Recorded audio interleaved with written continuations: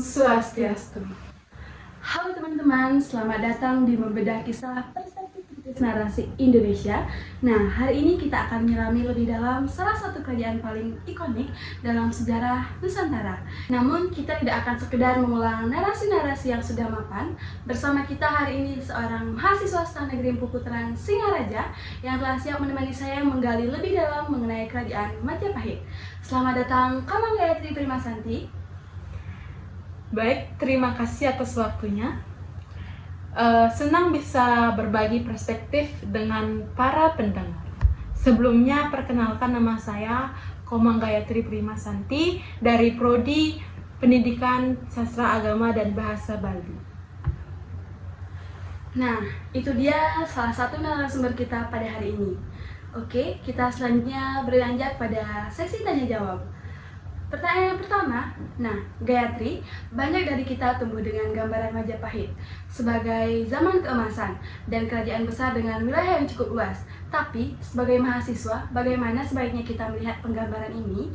Apakah ada kompleksitas yang sering dilewatkan dalam pemahaman yang cukup populer? Oke, terima kasih atas pertanyaannya. Jadi pertanyaan ini sangat penting. Mengapa demikian? Karena kita sering mengagungkan Majapahit sebagai kerajaan yang besar, yang menguasai hampir seluruh Asia Tenggara.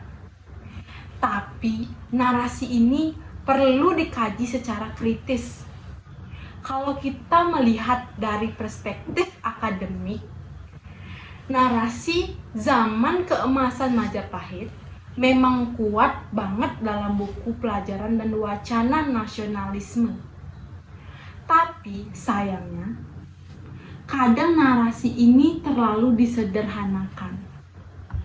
Contohnya, klaim bahwa wilayah Majapahit meliputi seluruh Nusantara itu lebih banyak bersumber dari interpretasi atas naskah Negara Kertagama, yang sebenarnya adalah puji-pujian kepada raja.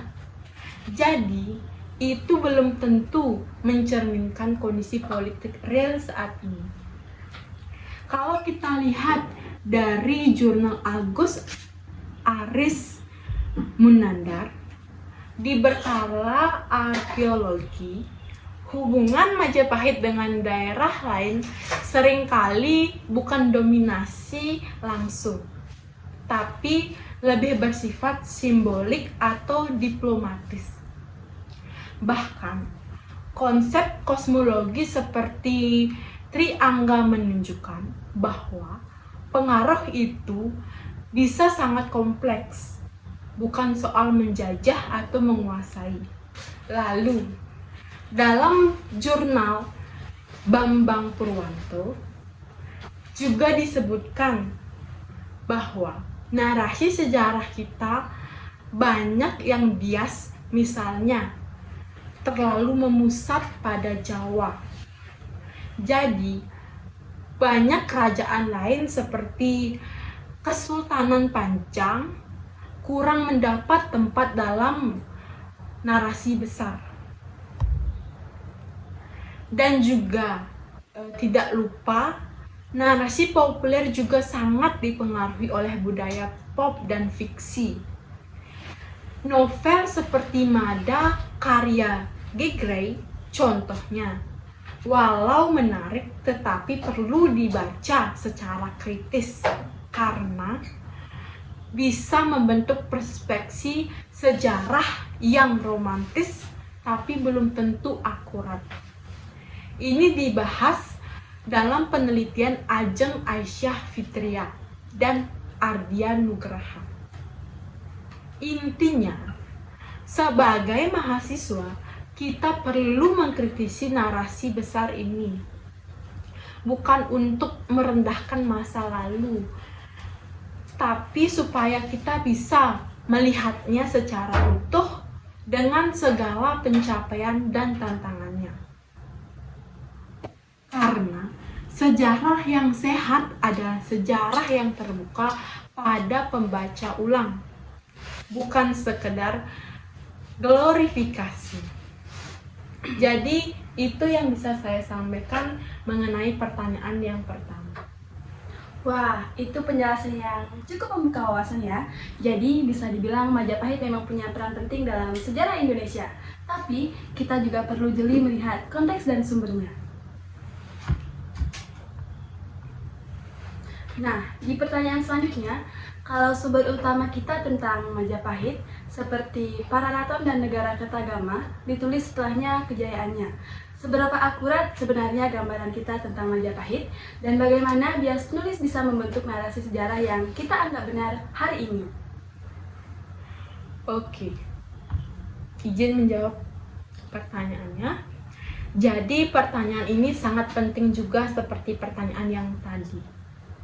Kita tumbuh dengan gagasan bahwa Majapahit adalah kerajaan besar, menguasai seluruh Asia Tenggara. Tapi, dari mana semua itu berasal? Nah, sumber utama kita adalah dua naskah, yaitu yang pertama, Pararaton dan Negara Kertagama. Yang pertama yaitu Pararaton. Ditulis kira-kira pada abad ke-16, artinya 2 abad setelah Majapahit mencapai puncaknya. Dan Negara Kertagama ditulis oleh Empu Prapanca pada tahun 1365. Saat Hayam Wuruk sedang berkuasa. Nah, itu dua-duanya bukan catatan sejarah dalam arti modern. Pararaton adalah semacam kronik bercampur legenda. Di dalamnya, tokoh seperti Ken Arok digambarkan punya asal-usul gaib.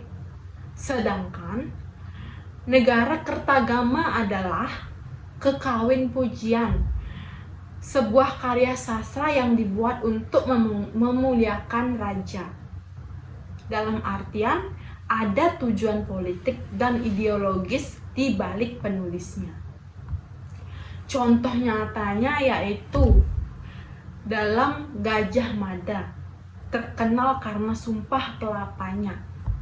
Tapi kita hanya tahu tentang sumpah itu di Pararaton, yang ditulis jauh setelah ia wafat. Tidak ada dokumen resmi dari masa hidupnya yang mencatat sumpah itu secara eksplisit. Jadi, apakah sumpah itu benar-benar terjadi?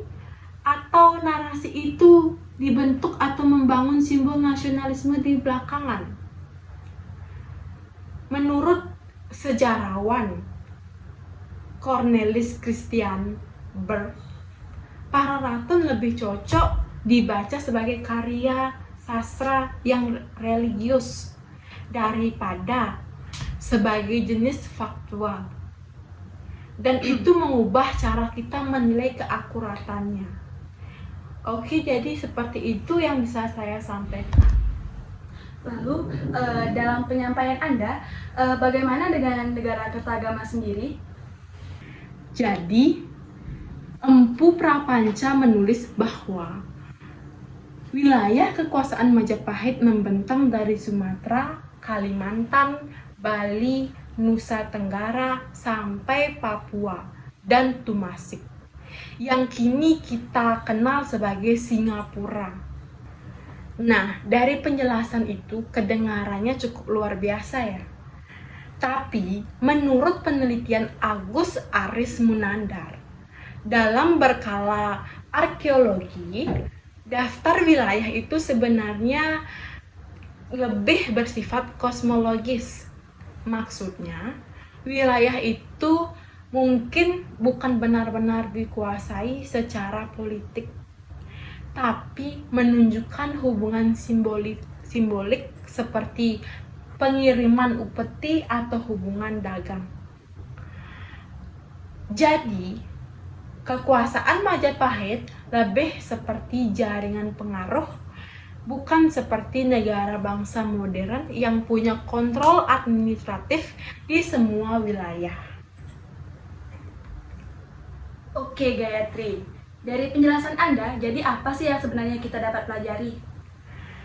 Oke, jadi yang dapat kita pelajari yaitu intinya tentu bahwa sejarah bukan sekedar apa yang ditulis, tapi juga siapa yang menulis, kapan ditulis, dan untuk siapa ditulis.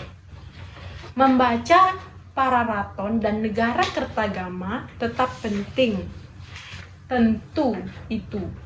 Tapi kita juga harus bersikap kritis karena di balik kejayaan yang ditulis bisa jadi tersembunyinya ideologi, mitos, dan agenda kekuasaan.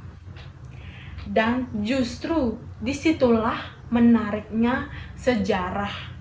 Bukan hanya tentang masa lalu, tapi tentang bagaimana masa lalu dibentuk, dipilih, dan diwariskan. Jadi seperti itu yang bisa saya jelaskan.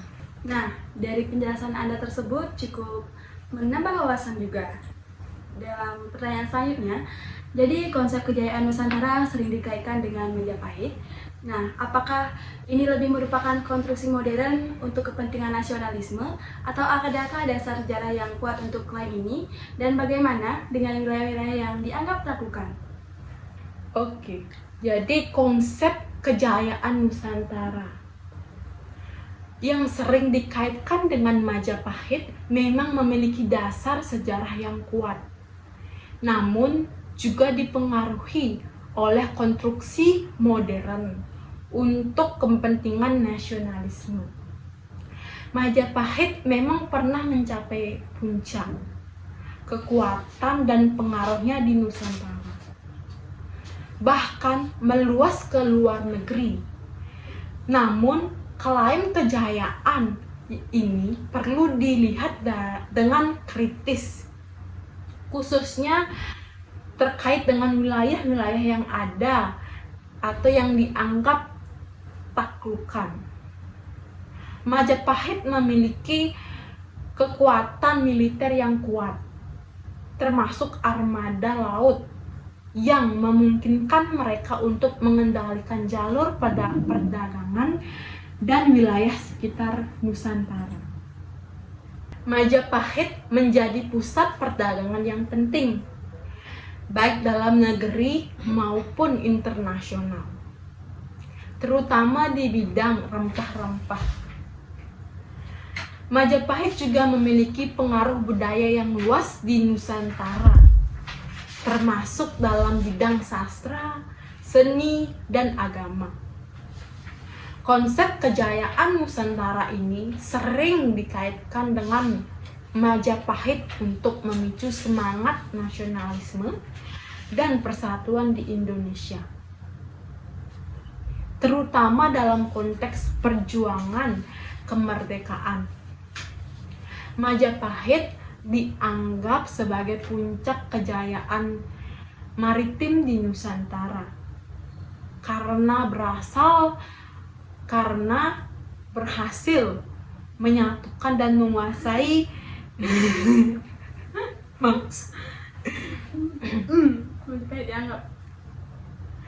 Majapahit dianggap sebagai puncak kejayaan maritim di Nusantara karena berhasil menyatukan dan menguasai sebagian besar wilayah Nusantara, serta pengaruhnya sampai ke negara-negara asing. Keberhasilan Majapahit dalam bidang ekonomi, politik, dan militer menjadi inspirasi untuk membangun negara Indonesia yang kuat dan berdaulat.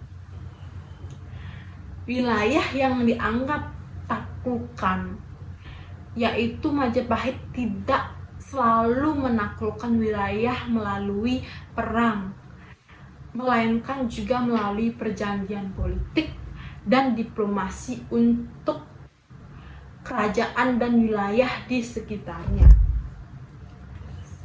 Perjanjian ini seringkali memiliki makna simbolik seperti pemberian gelar atau penghormatan yang menunjukkan bahwa wilayah tersebut berada di bawah pengaruh Majapahit. Wilayah-wilayah yang dianggap taklukan ini sebenarnya masih memiliki kedaulatan sendiri. Namun dalam beberapa hal mereka tunduk pada kekuasaan Majapahit. Wilayah-wilayah ini juga memiliki hubungan ekonomi dengan Majapahit, seperti perdagangan dan penyumbangan hasil bumi. Jadi itu saja yang bisa saya sampaikan. Nah, Majapahit memang mencapai puncak kekuatan dan pengaruhnya di Nusantara. Tetapi perlu diingat bahwa wilayah-wilayah yang dianggap taklukan memiliki hubungan yang kompleks dengan Majapahit, yang tidak selalu berupa penaklukan militer, melainkan juga perjanjian politik dan ekonomi. Apakah seperti itu, Gayatri? Iya, benar sekali. Nah, baik, kita akan beralih ke pertanyaan selanjutnya. Oke, Gayatri, Gajah Mada adalah seorang figur sentral dalam narasi Majapahit. Nah, bagaimana kita seharusnya mengevaluasi perannya? Apakah ini benar-benar seorang pemersatu yang visioner tanpa celah, atau adakah perspektif lain yang perlu kita pertimbangkan mengenai ambisi dan tindakannya? Baik, terima kasih atas pertanyaannya. Jadi, Gajah Mada sering dipandang sebagai figur sentral dan visioner dalam sejarah Majapahit. Namun, mengevakuasi perannya memerlukan pendekatan yang lebih kompleks. Ia memang memiliki peran penting dalam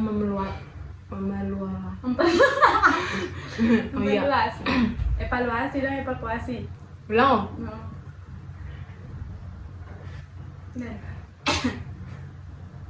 Nah, Gajah Mada sering dipandang sebagai figur sentral dan visioner dalam sejarah Majapahit.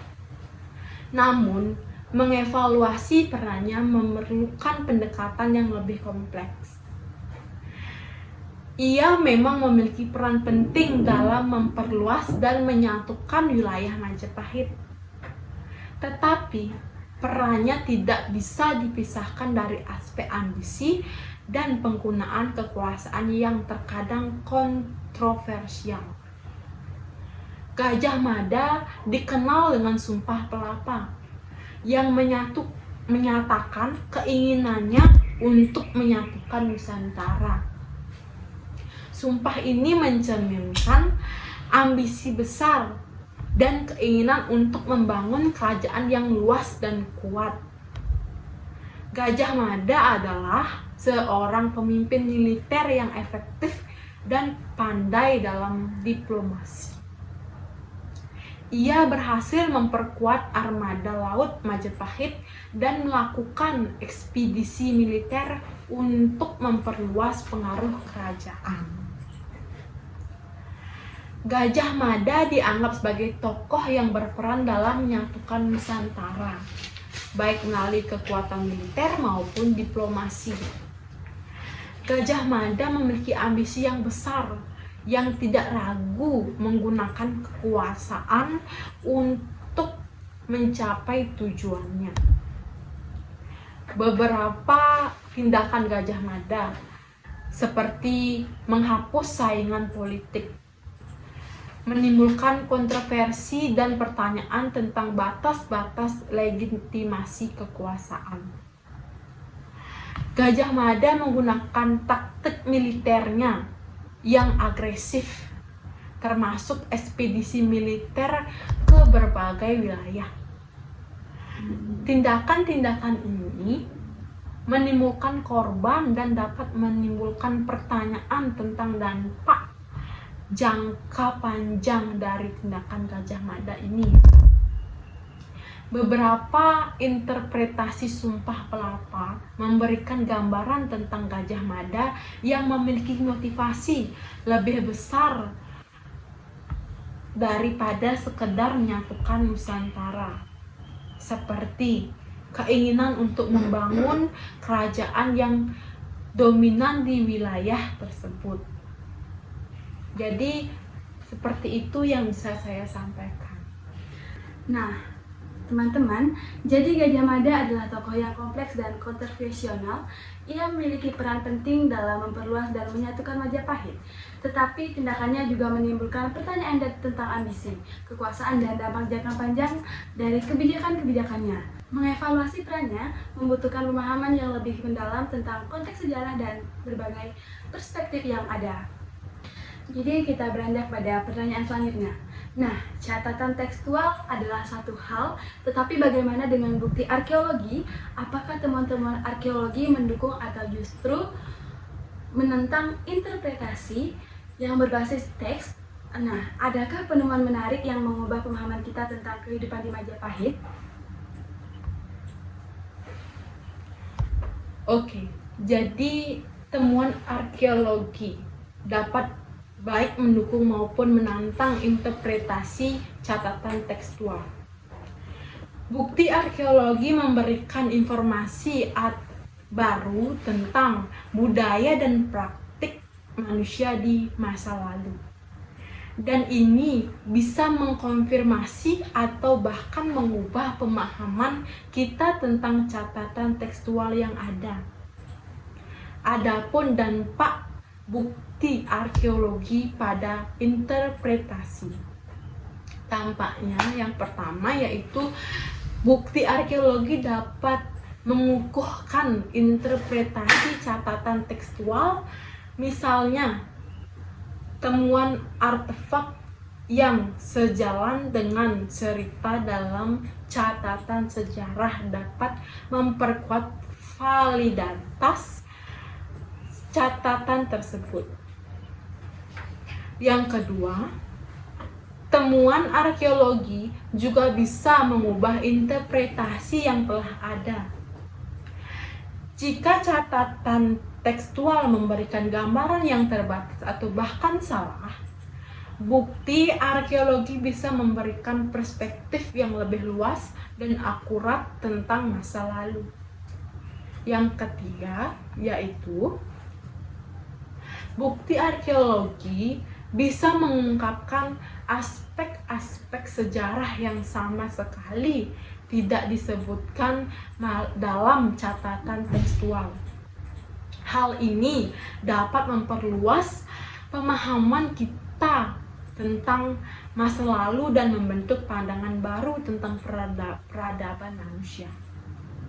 Yang keempat, yaitu bukti arkeologi juga bisa menantang interpretasi catatan tekstual yang ada. Jika ada ketidaksesuaian antara bukti arkeologi dan catatan, ini bisa memicu diskusi dan penelitian lebih lanjut untuk memahami penyebab perbedaan tersebut. Contohnya yaitu dalam seni di Trinil. Peninggalan seni tertua di Trinil, Sangiran, bisa mengkonfirmasi atau memperkaya pemahaman tentang seni prasejarah di Indonesia. Yang kedua yaitu fosil manusia di Bumi Ayu. Temuan fosil manusia bisa memberikan data baru tentang evolusi manusia dan persebaran mereka di berbagai daerah. Yang ketiga yaitu situs bawah air Metano. Dalam situs ini bisa mengungkap praktik pelayaran dan perdagangan di masa lalu yang mungkin tidak disebutkan dalam catatan tekstual. Nah, jadi bukti arkeologi adalah sumber informasi yang berharga dan bisa mengubah pemahaman kita tentang sejarah. Dengan menggabungkan bukti-bukti arkeologi tersebut dan catatan tekstual, kita bisa mendapatkan pemahaman yang lebih komprehensif tentang masa lalu atau Majapahit itu sendiri, termasuk tantangan dan perubahan interpretasi yang mungkin terjadi. Baik, itu saja yang bisa saya sampaikan. Oke Gayatri, nah kita beranjak pada pertanyaan sebagai penutup. Nah Gayatri, adakah satu atau dua aspek penting tentang sejarah Majapahit yang menurut Anda paling sering disalahpahami oleh masyarakat umum? Dan apa pesan kunci yang ingin Anda sampaikan kepada para pendengar tentang bagaimana kita seharusnya mempelajari dan memahami masa lalu tersebut? Baik, terima kasih. Jadi salah satu aspek sejarah Majapahit yang sering disalahpahami adalah mengenai pengaruh Hindu-Buddha dan dan sifat kerajaan yang Hindu-Buddha tersebut. Bahkan yang menganggap Majapahit sebagai kerajaan Hindu murni, sementara peran agama Buddha sebenarnya sangat penting dan seringkali diabaikan. Aspek lain yang sering disalahpahami adalah konsep penyatuan Nusantara yang diidentikan dengan ekspansi militer semata. Padahal Majapahit juga dikenal dengan diplomasi, perdagangan, dan pengaruh kebudayaan yang luas. Jadi, menurut pemahaman saya seperti itu. Wah, terima kasih banyak atas pencerahan yang luar biasa. Nah, Gayatri sungguh membuka wawasan kita tentang kompleksitas sejarah Majapahit. Para pendengar, semoga diskusi ini mendorong kita untuk terus belajar dan berpikir kritis tentang narasi-narasi sejarah di sekitar kita. Nah, itu dia podcast dari kami berdua yang berjudulkan Mengkritisi Kerajaan Majapahit. Semoga dapat menambah wawasan para pendengar. Saya Komang Priyamayani sebagai pembawa acara. Saya Komang Gayatri Primasanti sebagai narasumber. Kami pamit undur diri, kami tutup dengan Paramo Santi.